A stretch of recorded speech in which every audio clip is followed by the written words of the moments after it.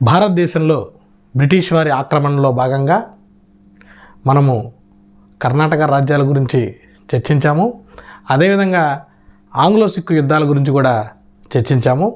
బెంగాల్ని ఏ విధంగా ఆక్రమించారో కూడా చర్చించాము. ఈ క్లాస్లో బ్రిటిష్ వారు మరాఠా సామ్రాజ్యాన్ని ఏ విధంగా ఆక్రమించారు అనేటువంటి విషయాన్ని మనము చర్చిద్దాము. మరాఠా సామ్రాజ్యం. ఈ మరాఠా సామ్రాజ్యాన్ని ఛత్రపతి శివాజీ స్థాపించాడనేటువంటి విషయాన్ని మనము గత క్లాస్లో మనము చెప్పుకున్నాము. అంటే మరాఠాలు శివాజీ కాలంలో ఏ విధంగా తమకంటూ ఒక సొంత రాజ్యాన్ని ఏర్పాటు చేసుకున్నారు అనేటువంటి విషయాన్ని మనము చర్చించాము. అయితే ఈ మరాఠా సామ్రాజ్యము శివాజీ కాలంలో అంత గొప్పగా అభివృద్ధి చెందలేదు. అంటే అంతగా విస్తరించలేదు. అంటే ఏమిటి కారణం ఏంటి అంటే ప్రాబల్యమైనటువంటి మొఘల్ చక్రవర్తులు ఆ కాలంలో ఉన్నారు. అంటే ఔరంగజేబు దక్షిణ భారతదేశానికి వచ్చి దక్కన ప్రాంతంలో నిరంతర యుద్ధాలతో మునిగి ఉన్నాడు అనేటువంటి విషయాన్ని మనం తెలుసుకున్నాం. దాంతోపాటుగా 1680 నాటికే ఛత్రపతి శివాజీ మరణించాడు. దీనివల్ల మరాఠా సామ్రాజ్యము పెద్దగా విస్తరించలేదు. అయితే 1707 సంవత్సరంలో ఔరంగజేబు మరణం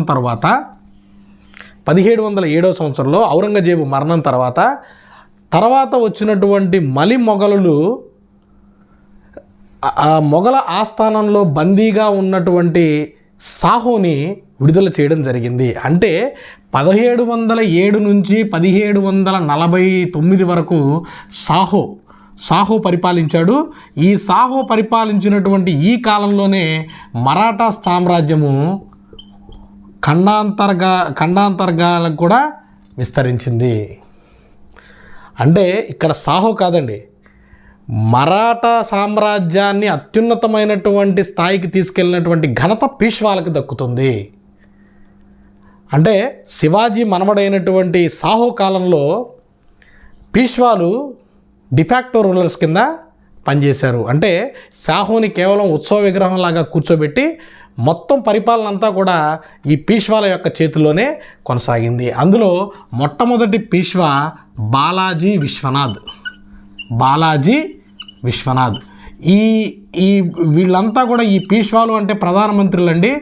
వీళ్ళు 1713 నుంచి 1720 వరకు ఈ బాలాజీ విశ్వనాథ్ వీళ్ళంతా కూడా చిత్మౌన్ బ్రాహ్మణ్ కుటుంబానికి చెందినటువంటి వాళ్ళు.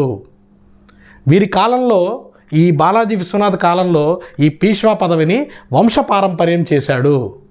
దాంతోపాటు మొఘల్ చక్రవర్తులతో ఉన్నటువంటి వైరాన్ని ఇతను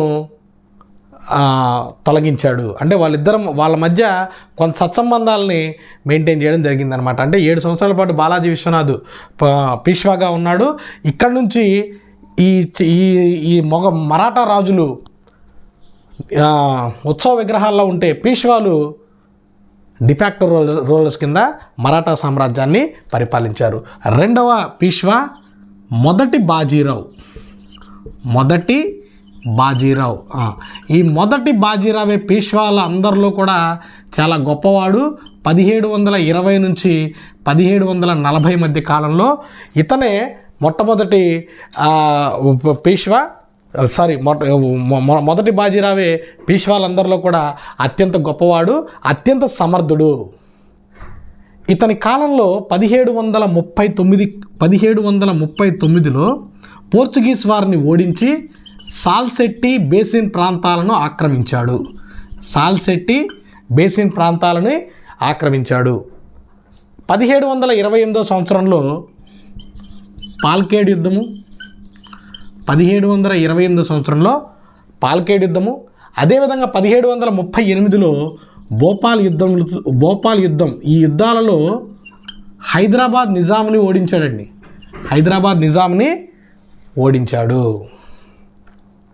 దాంతోపాటు ఇతని కాలంలో మరాఠా సర్దారులందరూ కూడా ఒక మరాఠా సర్దారుల కింద ఏర్పడ్డారు. ఉదాహరణకి గ్వాలియర్లో సింధియాలు,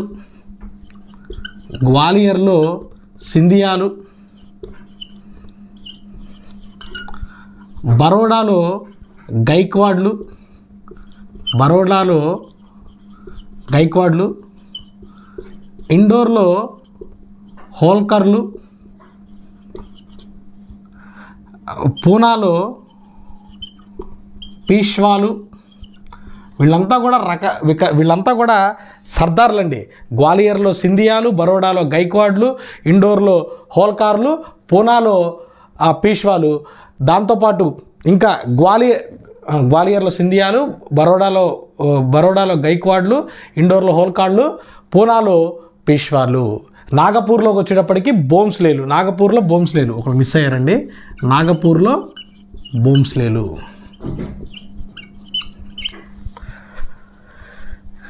మరాఠా సర్దార్ల కింద ఈ కాలంలో ఏర్పడడం జరిగింది. దాంతోపాటు ఈ మొదటి బాజీరావు ఒక స్టేట్మెంట్ ఇచ్చారండి. మొఘల్ సామ్రాజ్యాన్ని ఉద్దేశించి, చెట్టు యొక్క కొమ్మలను నరికితే వాటంతటా అవే, ఆ చెట్టు కాండాన్ని నరికితే చెట్టు కొమ్మలు వాటంతటవే రాలిపోతాయి అని చెప్పి మొఘల్ సామ్రాజ్యం గురించి మొదటి బాజీరావు ఒక స్టేట్మెంట్ ఇవ్వడం జరిగింది. దాంతోపాటు ఇతని జీవితంలోకి వచ్చినటువంటి ఒక మహిళ పేరు మస్తానీ అండి. బాజీరావు మస్తానీ అనేటువంటి ఒక బాలీవుడ్ సినిమా కూడా ఉంది. అది ఈ మొదటి బాజీరావు గురించి తీసినటువంటి సినిమా అనమాట. నెక్స్ట్ మూడో వ్యక్తి బాలాజీ బాజీరావు.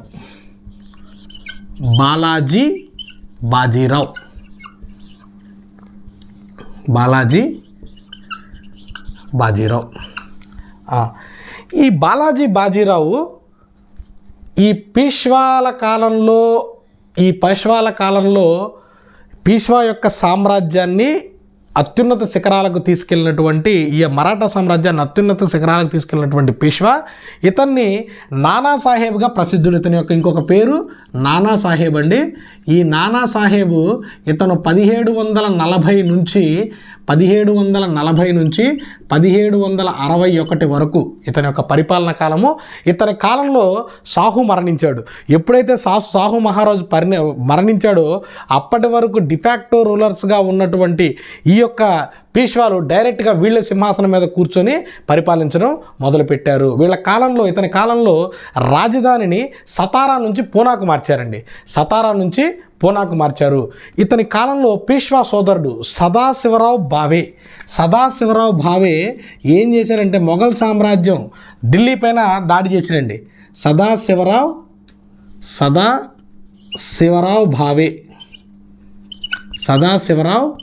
భావే ఢిల్లీలో ఉన్నటువంటి ఎర్రకోటపై దాడి చేసి, అక్కడ దిల్లీపై దాడి చేసినప్పుడు ఇక్కడ ఏమీ లేవండి. అసలు అప్పటికే మొఘల్ సామ్రాజ్యం పూర్తిగా నాశనం అయిపోయింది. వాళ్ళ దగ్గర ఏ రకమైన సంపద కూడా లేదు. అక్కడ ఎర్రకోట దగ్గర ఉన్నటువంటి దివానీ కాస్లో పైన ఉన్నటువంటి ఆ వెండి రూఫింగ్ ఉందండి, దాన్ని కట్ చేసుకొని తీసుకొని వచ్చాడు. అంటే ఏంటంటే అక్కడ దొరికినటువంటి ఆ వెండి ఉన్నటువంటి ఆ రూఫ్ని కట్ చేసుకొని తీసుకొని వచ్చాడు అనమాట. దాంతోపాటు ఈ బాలాజీ బాజీరావు కాలంలో వీళ్ళు బెంగాల్ పాలకుడైనటువంటి ఆలీవర్దీ ఖాన్ను ఓడించారు. అదేవిధంగా నిజాం పాలకులను ఓడించారు.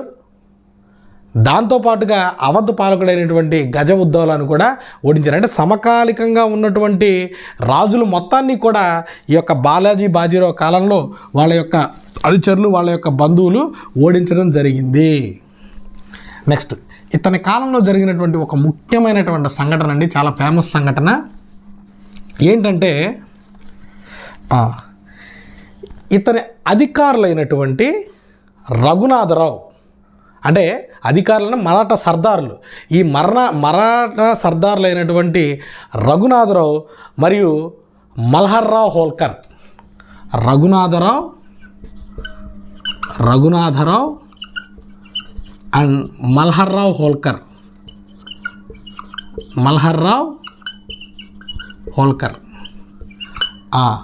వీళ్ళు ఏం చేశారంటే అటక్ పైన దండయాత్ర చేసి, వాయువ్య భారతదేశంలో అటక్ అనేటువంటి ఒక నగరం ఉందండి, ఆ నగరంపై దండయాత్ర చేసి దోచుకున్నారు. అంటే మరాఠా సర్దారులైనటువంటి రఘునాథరావు అండ్ మల్హర్రావు హోల్కరు అటక్ నగరాన్ని దోచుకొని అక్కడ గవర్నర్గా ఉన్నటువంటి తైమూర్ షాని తరిమేశారు. తైమూర్ షాని తరమేశారు. బాలాజీ బాజీరావు కాలంలో మరాఠా సామ్రాజ్యం అటక్ నుంచి కటక్ వరకు వ్యాపించిందండి. ఇంతకుముందు ఈ బిట్టు కూడా అడిగారు, ఎవరి కాలంలో మరాఠా సామ్రాజ్యము అటక్ నుంచి కటక్ వరకు ఉంది. అటక్ మొదలుకొని కటక్ వరకు కూడా ఇతని కాలంలో ఒక విశాలమైనటువంటి సామ్రాజ్యాన్ని మరాఠా సామ్రాజ్యం ఇతని కాలంలో ఏర్పాటయ్యింది. అయితే ఇదే వీళ్ళు చేసినటువంటి అతిపెద్ద తప్పండి. ఏంటంటే ఈ రఘునాథరావు అండ్ మల్హర్రావు హోల్కర్ వీళ్ళు వెళ్ళి అటక్ మీద దాడి చేసి అక్కడ ఉన్నటువంటి గవర్నర్ అయినటువంటి తైమూర్ షాని తరిమేశారు. ఈ తైమూర్ షా యొక్క తండ్రి అహ్మద్ షా అబ్దాలీ. ఈ అహ్మద్ షా అబ్దాలీ దీనికి ప్రతీకారంగా 1761 జనవరి 14 మరాఠా సామ్రాజ్యంపై దాడి చేశాడండి. అదే ప్రసిద్ధిగాంచినటువంటి మూడవ పానిపట్టు యుద్ధము ఎవరెవరి మధ్య జరిగింది అనేటువంటి విషయాన్ని చాలాసార్లు చాలా ఎగ్జామ్స్లో అడిగారు. మూడవ పానిపట్టు యుద్ధము అహ్మద్ షా అబ్దాలీ మరియు మరాఠాల మధ్య జరిగింది. కారణం ఏంటి అంటే దానికి ఉన్న కారణము ఈ యొక్క మరాఠా సర్దారులు అటక్ ప్రాంతంపై దాడి చేసి అక్కడ గవర్నర్గా ఉన్నటువంటి తైమూర్ షాని తరిమివేయటం. ఆ తైమూర్ షా యొక్క తండ్రి ఈ అహ్మద్ షా అబ్దాలీ. దానికి ప్రతీకారంగా మరాఠా రాజ్యంపై దాడి చేసి ఈ మూడవ పానిపట్టు యుద్ధానికి ఒక కారణమైందనమాట. ఈ మూడవ పానిపట్టు యుద్ధంలో మరాఠా సామ్రాజ్యం సర్వనాశనం అయిపోయిందండి. తల్లికోట యుద్ధంలో ఏ రకంగా విజయనగర సామ్రాజ్యం తుడిచిపెట్టుకుపోయిందో మరాఠా సామ్రాజ్యము తుడిచిపెట్టుకుపోయింది.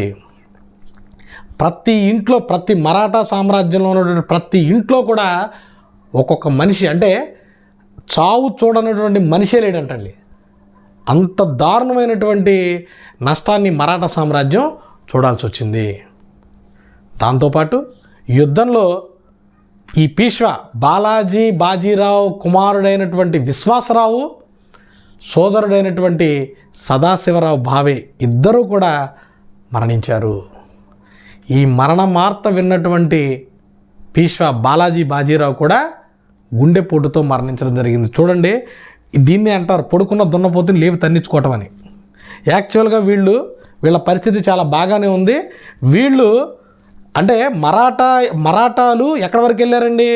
వాయువ్య భారతదేశంలోకి వెళ్ళి అటక్ దగ్గరికి వెళ్ళి అక్కడ ఆ నగరాన్ని దోచుకొని అక్కడ ఉన్నటువంటి ఆ తైమూర్ షాని పంపించేయబట్టి వాడు భారతదేశం మీదకి వచ్చి దండయాత్ర చేశాడు. అంటే పడుకున్న దున్నపోతుని లేపు తన్నించుకోవడం అనమాట. దీంతో మరాఠాల యొక్క వైభవం పూర్తిగా కోల్పోయారు. మూడవ పానిపట్టు యుద్ధంతో మరాఠాల యొక్క వైభవం పూర్తిగా కోల్పోవడం జరిగింది. నెక్స్ట్ ఇతని తర్వాత మొదటి మాధవరావు. ఈ మరణ వార్త విన్న వెంటనే మరి పాపం బాజీరావు కూడా మరణించాడండి. కుమారుడు చనిపోయాడు, సోదరుడు చనిపోయాడు, చాలామంది బంధువులు కోల్పోయాడు. దాంతో ఆయన కూడా గుండెపోటుతో మరణించాడు. ఆ తర్వాత మాధవరావు మొదటి మాధవరావు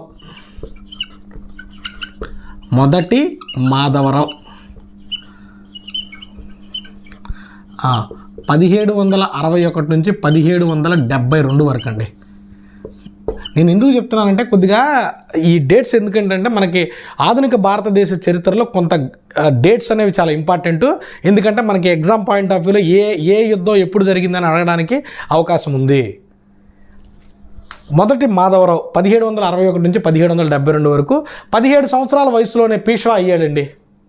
కోల్పోయినటువంటి వైభవాన్ని తిరిగి పునరుద్ధరించేటువంటి ప్రయత్నం అయితే చేశాడు.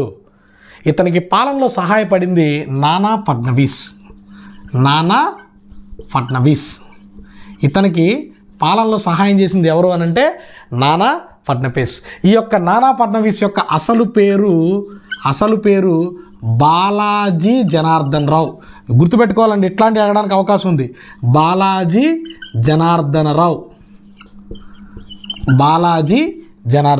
ఇతన్ని మరాఠా మాక్యవెల్లి అని చెప్పి అంటారు.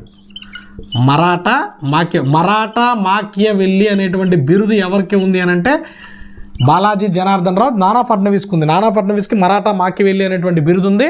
ఇతని యొక్క అసలు పేరు బాలాజీ జనార్దనరావు. మాకియవెల్లి అనే అతను ఇటలీలో ఒక సంఘ సంస్కర్త అండి. అతన్ని మరాఠా మాకియవెల్లి అని చెప్పి బాలాజీ జనార్దనరావుని పిలుస్తారు. అయితే 27 సంవత్సరాల వయసులోనే మద్యపానం అతిగా సేవించడం వల్ల ఈ మాధవరావు వన్ను మరణించడం జరిగింది. నెక్స్ట్ మాధవరావు తర్వాత రాజ్యానికి వచ్చింది ఎవరు అని అంటే నారాయణరావు అండి. అంటే వీళ్ళెవరో మనకేం ఇంపార్టెంట్ కాదు. కాకపోతే ఏంటంటే మనకి మొదటి ఆంగ్లో మరాఠా యుద్ధానికి కారణం ఏంటన్నది ఇక్కడ నుంచి మనకు అర్థమవుతుంది. నారాయణరావు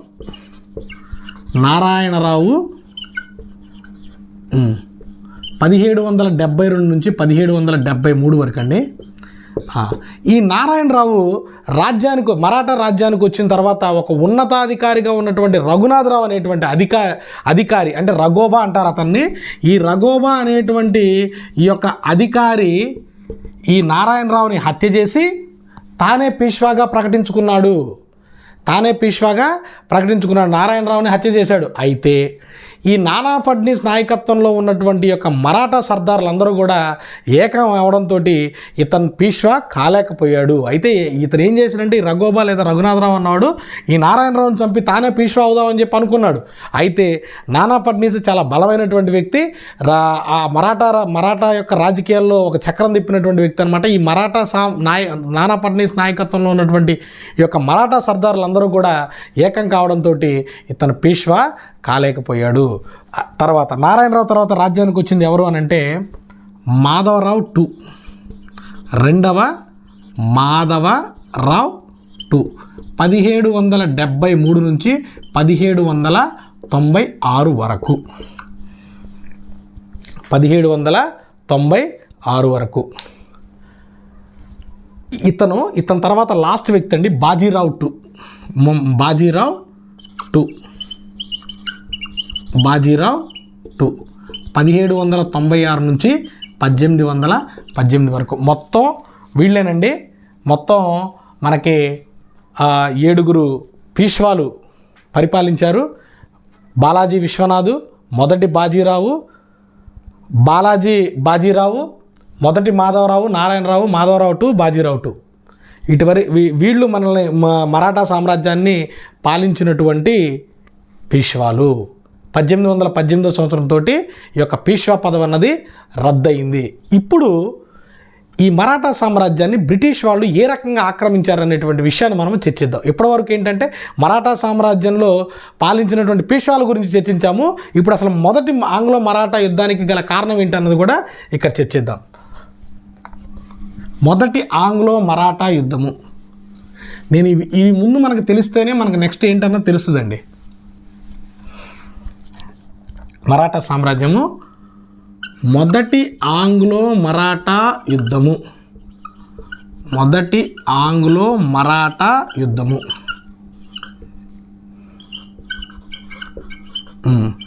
ఈ మొదటి ఆంగ్లో మరాఠా యుద్ధము 1775 నుంచి 1782 వరకు జరిగిందండి.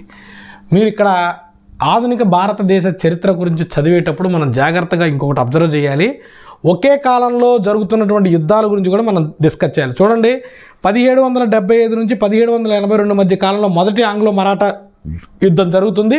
ఇదే కాలంలో 1780 నుంచి 1784 మధ్య రెండవ ఆంగ్లో మైసూర్ యుద్ధం జరుగుతుంది. ఆ విషయాన్ని కూడా మనము అంటే అట్లా మీరు కంపారిజన్ చేసుకుంటే ఎవరికి సమకాలికులు అనేటువంటి విషయం కూడా మీకు అర్థమవుతుంది.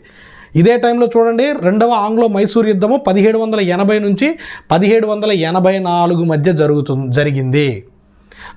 అసలు ఈ ఆంగ్లో మరాఠా యుద్ధం మీకు బాగా గుర్తుండేటట్టుగా చెప్తాను. మీకు చూడండి, మొదటి ఆంగ్లో మరాఠా యుద్ధానికి కారణం ఏంటంటే మాధవరావు చనిపోయిన తర్వాత నారాయణరావు పీష్వా అయ్యాడని చెప్పుకున్నాం. నారాయణరావు పీష్వా అయ్యాడు, కానీ ఈ నానా ఫడ్నీసు నాయకత్వంలో ఉన్నటువంటి సర్దార్లందరూ కూడా ఈ రఘునాథరావుని వ్యతిరేకించేటప్పటికీ రఘునాథరావు పీష్వా కాలేకపోయాడు. ఈ పీష్వా ఎప్పుడైతే కాలేకపోయాడో ఏం చేశాడంటే ఈ రఘునాథరావు బ్రిటిష్ వాళ్ళ దగ్గరికి వెళ్ళి బ్రిటిష్ వాళ్ళతోటి ఒక సంధి చేసుకున్నాడు. బ్రిటిష్ వాళ్ళతోటి సూరత్ సంధి చేసుకున్నాడండి. బ్రిటిష్ వాళ్ళతోటి సూరత్ సంధి చేసుకున్నాడు. ఈ సూరత్ సంధి ప్రకారము రఘునాథరావు పీష్వా అవ్వడానికి బ్రిటిష్ వారు సహాయం చేయాలి. ఆ బ్రిటిష్ వారు చేసినటువంటి సహాయానికి బదులుగా ఇతను పేష్వా అయిన తర్వాత సాల్సెట్టి బేసిన్ ప్రాంతాలను ఇవ్వాలి. అది లెక్క. అది అంటే ఈ సూరత్ సంధి ఎవరెవరికి జరిగింది? రఘోబా అంటే రఘునాథరావు అండి. రఘోబా వర్సెస్ బ్రిటిష్ వాళ్ళకి జరిగింది. అయితే ఈ విషయం తెలియనటువంటి ఈ విషయం యాక్చువల్గా వారన్ హేస్టింగ్స్కి తెలియదు. వారన్ హేస్టింగ్స్ తెలియపోయేటప్పటికీ ఈ నానా ఫడ్నవీస్ కూడా బ్రిటిష్ వాళ్ళతోటి ఒక సంధి చేసుకున్నాడు. అంటే ఈ యొక్క సంధి అంటే రఘునాథరావుతో జరిగినటువంటి సంధి వారన్ హేస్టింగ్స్కి తెలియకుండా జరిగింది. దాంతో ఈ రఘునాథరావు చేసుకున్నటువంటి సూరత్ సంధితో పాటుగా ఈ నానా ఫడ్నవీస్ కూడా బ్రిటిష్ వాళ్ళతోటి పురందర్ సంధి చేసుకున్నాడు. నానా ఫడ్నవీస్ కూడా పురందర్ సంధి చేసుకున్నాడు. మరి ఇప్పుడు బ్రిటిష్ వాళ్ళు రఘునాథరావుకి హెల్ప్ చేయాలా, నానా ఫడ్నవీస్కి హెల్ప్ చేయాలా? ఈ యొక్క ఈ సమస్యని వాళ్ళు లండన్కి పోస్ట్ చేశారండి, ఎవరికి హెల్ప్ చేయాలని. లండన్ నుంచి ఏమొచ్చిందంటే, మీరు రఘునాథరావుకి అంటే ఈ సూరత్ సంధికే లండను యాక్సెప్ట్ చేసింది. దాంతో ఈ రఘునాథరావుతో కూడుకున్నటువంటి బ్రిటిష్ వాళ్ళు ఈ నానా ఫడ్నవీస్పై సైన్యాన్ని పంపించారు. అయితే నానా ఫడ్నవీసు తెలగాం అనేటువంటి యుద్ధంలో వీళ్ళని ఓడించి బ్రిటిష్ వారితోటి వడగాం అనేటువంటి సంధి చేసుకున్నాడు. తెలగాం అనేటువంటి యుద్ధంలో వీళ్ళని ఓడించి వడగాం అనేటువంటి సంధిని చేసుకున్నాడు.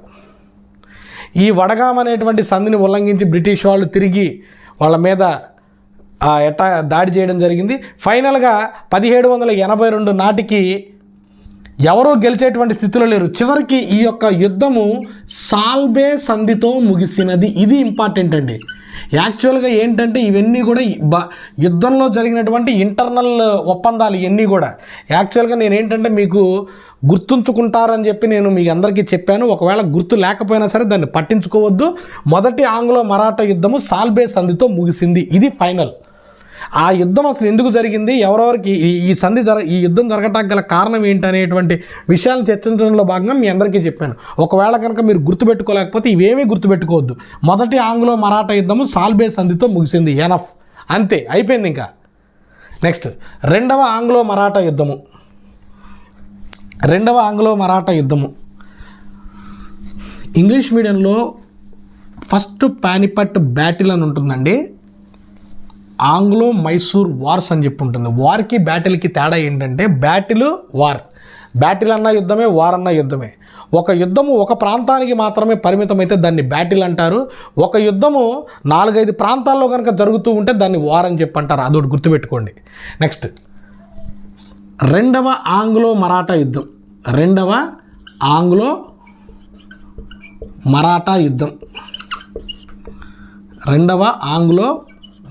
యుద్ధము ఇది 1803 నుంచి 1805 మధ్య కాలంలో జరిగిందండి.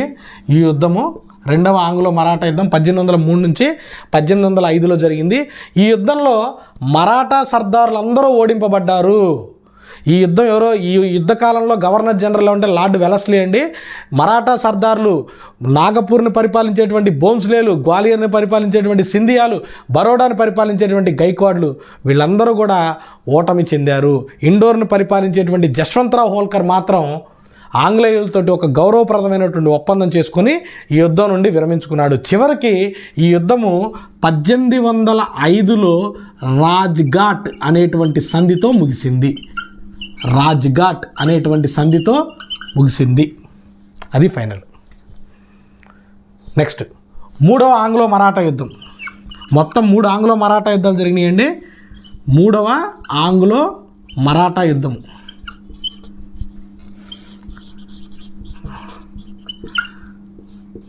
1817-1818.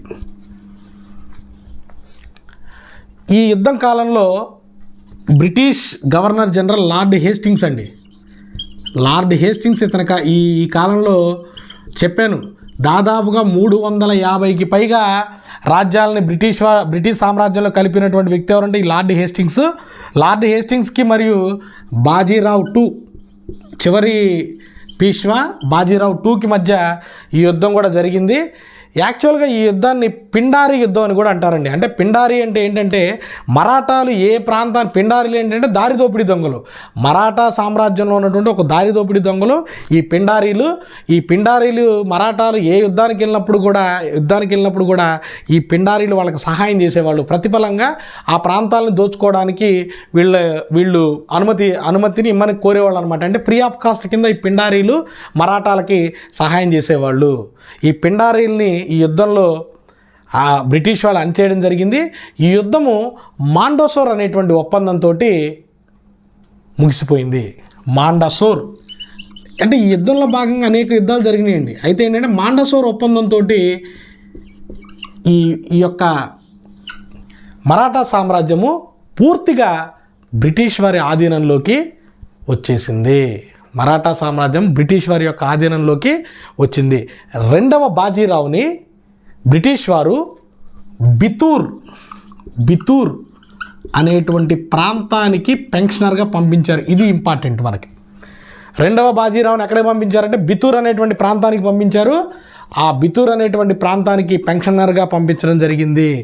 ఆంగ్లేయులు సతారా రాజధానిగా ఒక చిన్న రాజ్యాన్ని ఏర్పాటు చేసి, సతారాని కేంద్రంగా చేసుకొని చిన్న రాజ్యాన్ని ఏర్పాటు చేసుకొని శివాజీ బంధువర్గానికి చెందినటువంటి ప్రతాప్ సింగ్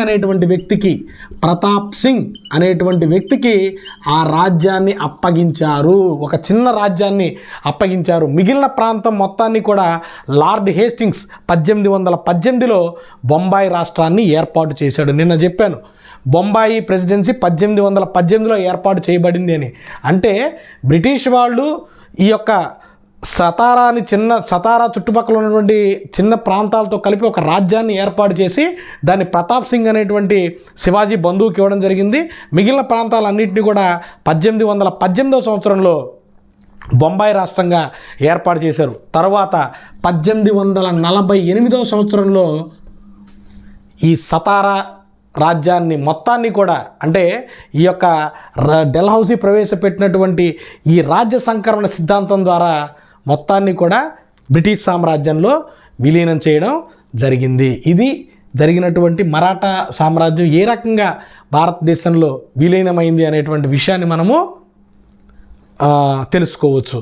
అయితే బ్రిటిష్ వాళ్ళు ఏంటంటేనండి, యాక్చువల్గా నిన్న కూడా క్లాస్లో నేను చెప్పాను, ఆంగ్లో మైసూర్ యుద్ధంలో భాగంగా కొంత ప్రాంతాన్ని, ఆ మైసూర్ చుట్టుపక్కల ఉన్నటువంటి ప్రాంతాన్ని వాళ్ళ యొక్క వడయార్ వంశస్థులకి అప్పగించారని చెప్పి మనం చెప్పుకున్నాం.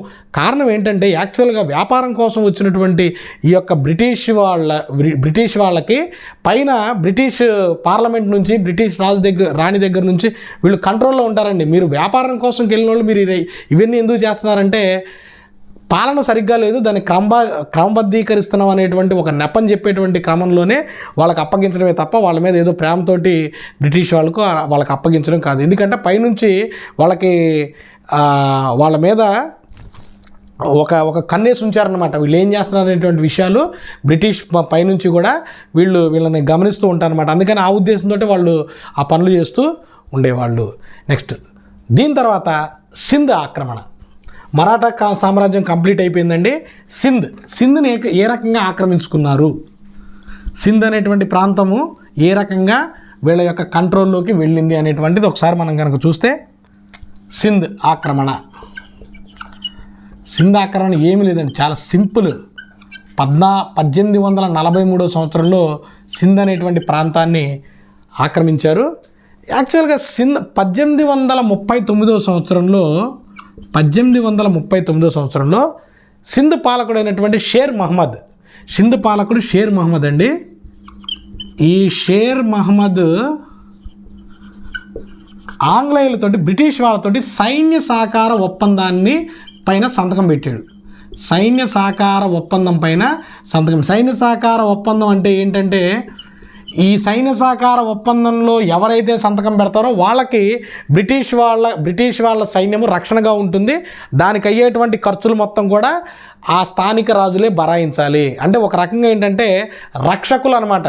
అయితే ఇక్కడ రక్షకులే సింధు ప్రాంతానికి భక్షకులయ్యారు. అంటే కారణం ఏంటంటే ఆ కాలంలో సింధుని పరిపాలించే రాజుల్ని అమీర్లు అన్నారండి. అమీర్లు అన్నారు. లార్డ్ ఎలిన్బరో ఆదేశాల మేరకు సింధు రాజ్యంలో రెసిడెంట్గా పనిచేస్తున్నటువంటి చార్లెస్ నేపియర్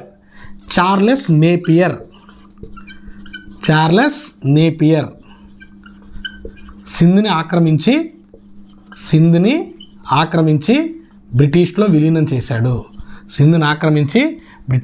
అంటే ఎవరైతే రక్షణగా ఉంటున్నారో వాళ్ళే భక్షించారండి. అంటే వీళ్ళకి ఏంటంటే వీళ్ళు రాజ్యంలో కలుపుకోవడానికి ఏదో కారణం కావాలి. వీళ్ళు చెప్పినటువంటి కారణం ఏంటంటే రష్యా దేశము సింధు మీదుగా భారతదేశంపై దాడి చేస్తుంది అనేటువంటి ఒక భయంతో సింధుని ఆక్రమించామని చెప్పారు. అంటే యాక్చువల్గా ఈ చార్లెస్ నేపియర్ కూడా ఆ గవర్నర్ జనరల్కి మనం పాపం చేసామని చెప్పి ఇంగ్లీష్లో ఒక మెసేజ్ పెట్టాడండి. ఇది సింధ్ ఆక్రమణ చాలా సింపుల్గా 1843 సంవత్సరంలో జరిగింది. నెక్స్ట్ దీని తర్వాత పంజాబ్ ప్రాంతాన్ని ఏ రకంగా ఆక్రమించారు?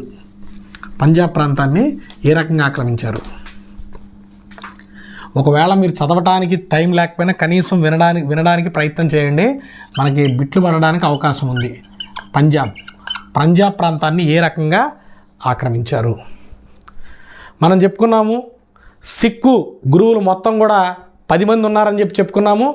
ఆ 10 మంది గురువుల్లో 1707 సంవత్సరంలో నాందేడ్ దగ్గర 10వ గురువు అయినటువంటి గురు గోబింద్ సింగ్ని ఒక ఆఫ్ఘన్ పఠాను చంపేశాడని చెప్పుకున్నాము.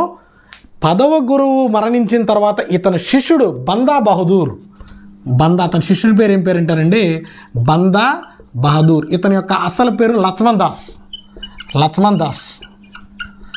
ఈ లక్ష్మణ్ దాసు సిక్కులకి నాయకత్వం వహించాడు. ఈ సింగులకు నాయకత్వం వహించాడు. ఇతను 1714 సంవత్సరంలో ఫారూక్ సియార్ కాలంలో మరణించాడు. అంటే జస్ట్ ఒక గురు గోబింద్ సింగ్ మరణించినటువంటి ఒక 7 సంవత్సరాలు ఇతను కూడా జీవించున్నాడండి. ఫారూక్ సియార్ కాలంలో ఇతను మరణించాడు. ఇతను మరణించిన తర్వాత ఈ సిక్కు రాజ్యము 12 శాఖల కింద డివైడ్ అయిపోయింది. 12 శాఖలు. వీటిని ఏమంటారంటే మిజిల్స్ అని చెప్పి అంటారు. అంటే ఈ 12 శాఖలు లేదా 12 భాగాలు కింద విడిపోయినటువంటి ఈ ప్రాంతాలను మిజిల్స్ అంటారు. ఇందులో అతిపెద్ద మిజిల్ పేరు సుకర్ చెకియా. అతిపెద్ద మిజిల్ పేరు సుకర్ చెకియా.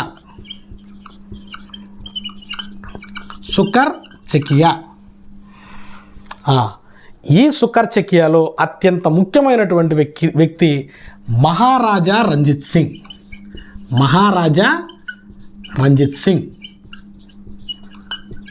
ఈ యొక్క సుకర్ చెకియాలో అత్యంత ముఖ్యమైనటువంటి వ్యక్తి మహారాజా రంజిత్ సింగ్. ఈ మహారాజా రంజిత్ సింగే సిక్కు రాజ్య నిర్మాత. ఈయన్ని 1 eyed జైంట్ అంటారు. అంటే ఈయనకి ఒకే కన్ను ఉండేదండి. ఈయనకి ఒక కన్నే ఉండేది. అందుకనే ఈయన్ని 1 eyed జైంట్ అంటాడు. ఇతని కాలంలో ఇతను ఆఫ్ఘన్ పాలకుడైనటువంటి పాషాజా నుంచి కోహినూర్ వజ్రాన్ని పొందాడు. కోహినూర్ వజ్రాన్ని తీసుకున్నాడు. 1799 సంవత్సరంలో లాహోర్ను ఆక్రమించాడు. 1799 సంవత్సరంలో లాహోర్ని ఆక్రమించాడు. అమృత్సర్లో హర్మందర్ సాహిబా ఉందని చెప్పుకున్నాం. ఈ హరమందిర్ సాహిబాకి బంగారు తాపడాన్ని చేయించడంతో ఆ హరమందిర్ సాహిబా కాస్త స్వర్ణ దేవాలయం అయినది. ఇప్పుడు ఏంటంటే యాక్చువల్గా స్వర్ణ దేవాలయం యొక్క పేరు హరమందర్ సాహిబానండి. ఈ హరమందర్ సాహిబాకి ఈ యొక్క మహారాజా రంజిత్ సింగ్ బంగారు తాపడాన్ని వేయించడం వల్ల ఈ యొక్క హరమందర్ సాహిబాని స్వర్ణ దేవాలయం కింద పిలుస్తున్నారు. నెక్స్ట్ ఇతను బ్రిటిష్ వాళ్ళతోటి అమృత్సర్ సంధి చేసుకున్నాడండి. బ్రిటిష్ వాళ్ళతోటి అమృత్సర్ సంధి చేసుకుని సట్లజ్ నది తన యొక్క సట్లెజ్ నది రాజ్య సరిహద్దు కింద ఇతను చూపించడం జరిగింది. సట్లెజ్ నది ఈ యొక్క సిక్కు రాజ్యానికి ఒక బౌండరీ లైన్ కింద గుర్తించడం జరిగిందండి. ఇతను ఆంగ్లేయులతో చాలా సత్సంబంధాలు మెయింటైన్ చేసేవాడు. ఈ అమృత్సర్ సంధి చేసుకున్న తర్వాత సట్లెజ్ నదిని ఈ రాష్ట్ర సరిహద్దు కింద చేసుకున్నారు. అయితే 1839 సంవత్సరంలో ఈ మహారాజా రంజిత్ సింగ్ మరణించాడు. యాక్చువల్గా ఈ అమృత్సర్ సంధి చేసుకుందేమో 1809 సంవత్సరంలో. 1809 సంవత్సరం అంటే మహారాజా రంజిత్ సింగ్ ఉన్నంత వరకు కూడా ఈ ఆంగ్లేయులు బాగానే ఉన్నారు. అయితే మహారాజా రంజిత్ సింగ్ మరణించిన తరువాత ఈ బ్రిటిష్ వాళ్ళు ఏం చేశారంటే ఈ సట్లెజ్ నదికి కుడివైపున ఉన్నటువంటి ప్రాంతాలు కూడా తమవే అని చెప్పి గొడవ చేయటం మొదలుపెట్టారు. దాంతో యుద్ధం ప్రారంభమైంది. ఈ మహారాజా రంజిత్ సింగ్ మరణించిన తర్వాత అతని మైనర్ కుమారుడైనటువంటి దిలీప్ సింగ్ ఈమె తల్లి రాణి జిందాన్ ఈమె పరిపాలన చేసేది. సిక్కు రాజ్యాన్ని ఈమె పరిపాలన చేసేది. ఈ సట్లెజ్ నదికి అవతల వైపు ఉన్నటువంటి భూభాగం కూడా మాదే అని చెప్పి ఈ బ్రిటిష్ వాళ్ళు ఎప్పుడైతే ఆక్రమణ దిగారో దాంతో మొదటి ఆంగ్లో సిక్కు యుద్ధము ప్రారంభమైంది. ఈ మొదటి ఆంగ్లో సిక్కు యుద్ధము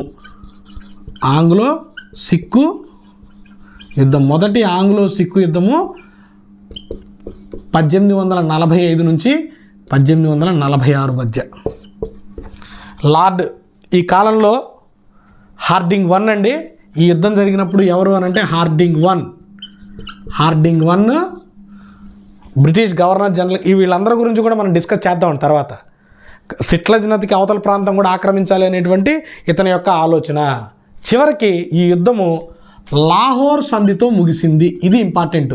చివరికి యుద్ధము లాహోర్ సంధితో ముగిసినది.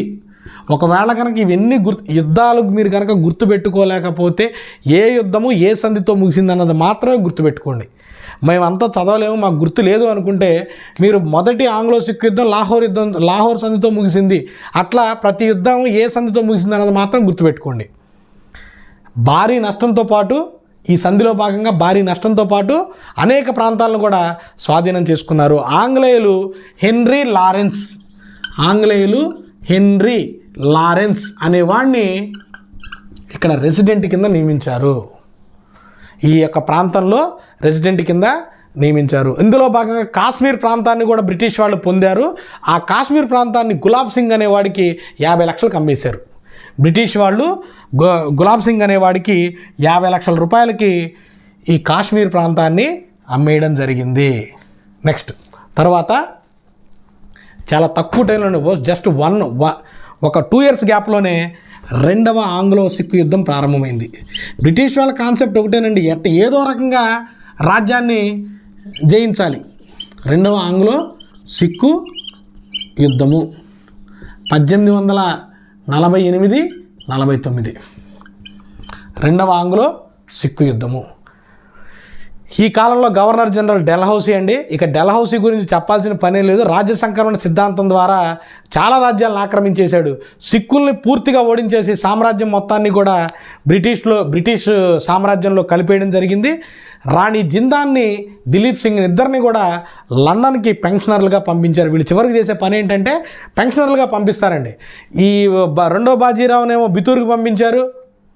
అదేవిధంగా ఈ రాణి జిందాన్ని, దిలీప్ సింగ్ని వచ్చేటప్పటికి లండన్కి పెన్షనర్లుగా పంపించడం జరిగింది. ఈ టైంలో వీళ్ళిద్దరూ కూడా ఈ రాణి జిందాను మరియు దిలీప్ సింగ్ ఇద్దరు కూడా మహారాణిని కలిసి, బ్రిటిష్ రాణిని కలిసి తమ దగ్గర ఉన్నటువంటి కోహినూర్ వజ్రాన్ని ఆవిడకి ఇవ్వడం జరిగింది. అంటే ఎక్కడో షాజహాన్ కాలంలో ఉన్నటువంటి కోహినూర్ డైమండ్ వాళ్ళ చేతులు వీళ్ళ చేతులు వాళ్ళ చేతులు మారి చివరికి ఎక్కడికి చేరిందండి?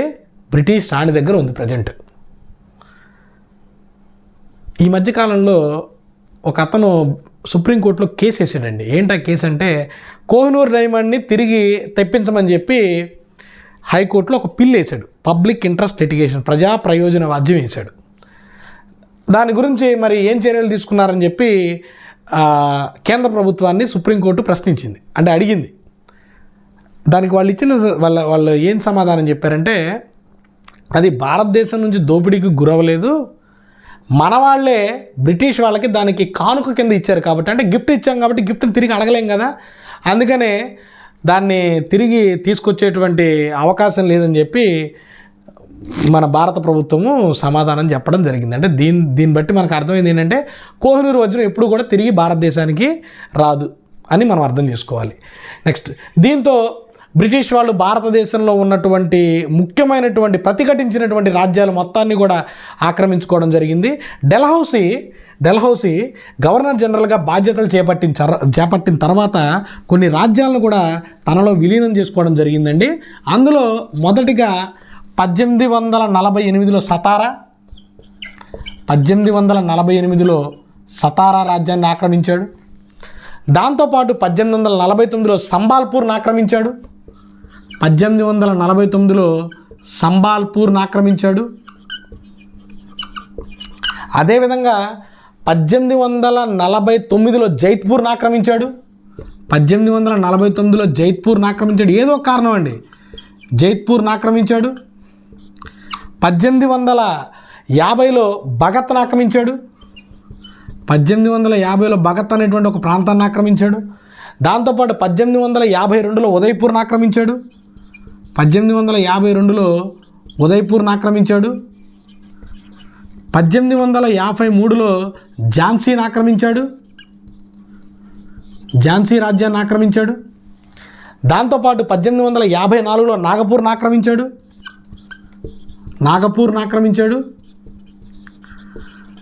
1856లో అవధ్ లేదా అయోధ్యని ఆక్రమించాడు.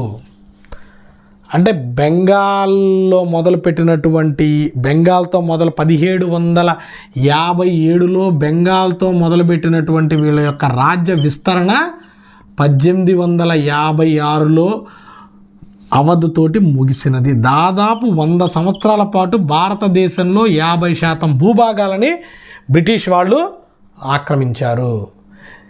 అయితే ఈ అవధ్ రాజ్యానికి వచ్చేటప్పటికి యాక్చువల్గా రాజ్య సంక్రమణ సిద్ధాంతం ద్వారా డెల్హౌసీ ఈ రాజ్యాలను ఆక్రమించాడు.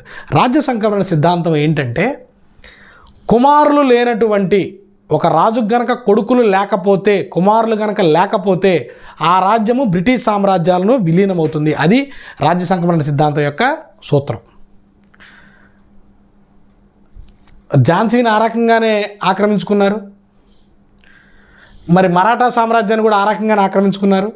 కుమారులు లేరనేటువంటి, అంటే దత్తపుత్రులు సింహాసనానికి అర్హులు కాదు. అది రాజ్య సంక్రమణ సిద్ధాంతం యొక్క సూత్రం. ఈ అవధిలో వాజిద్ అలీషా అండి, ఆ వాజిద్ అలీషాకి కుమారులు ఉన్నారు. అయితే పరిపాలన బాగోలేదు అనేటువంటి నెపంతో లాక్కున్నారండి. అది అవధిని పరిపాలన బాగోలేదు, మీ పరిపాలన నచ్చడం లేదు, మీ పరిపాలన మార్చడం చెప్పి మాకు మీ ప్రాంత ప్రజలు మాకు లెటర్లు రాస్తున్నారని చెప్పేటువంటి పరిపాలన బాగోలేదు అనేటువంటి నెపంతో ఈ యొక్క అవధ్ అనేటువంటి ప్రాంతాన్ని ఆక్రమించుకోవడం జరిగింది.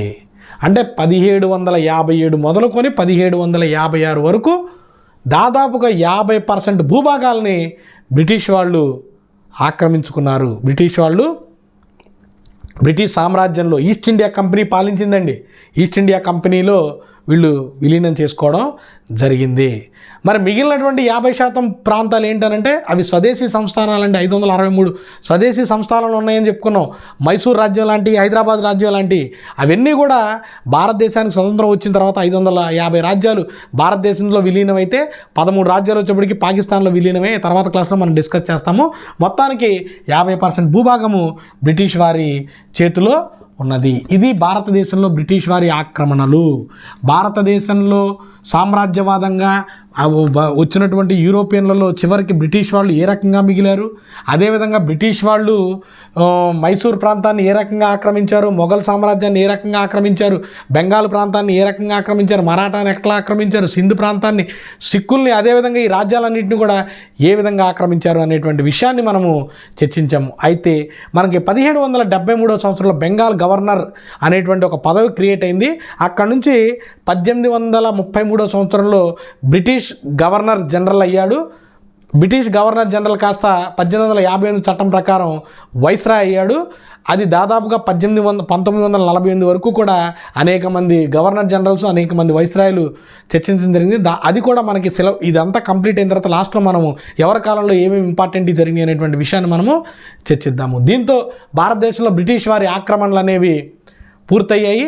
ఈ బ్రిటిష్ వాళ్ళు చేసినటువంటి ఈ ఆక్రమణల ఫలితంగా 1857 సంవత్సరంలో మనకి ఒక గొప్ప తిరుగుబాటు జరిగింది. దాన్ని సిపాయిల తిరుగుబాటు అని అంటారు. దాని గురించి మనకు ప్రత్యేకంగా సిలబస్లో మెన్షన్ చేయడం జరిగింది. దాని గురించి మనం నెక్స్ట్ క్లాస్లో డిస్కస్ చేద్దాం. Thank you.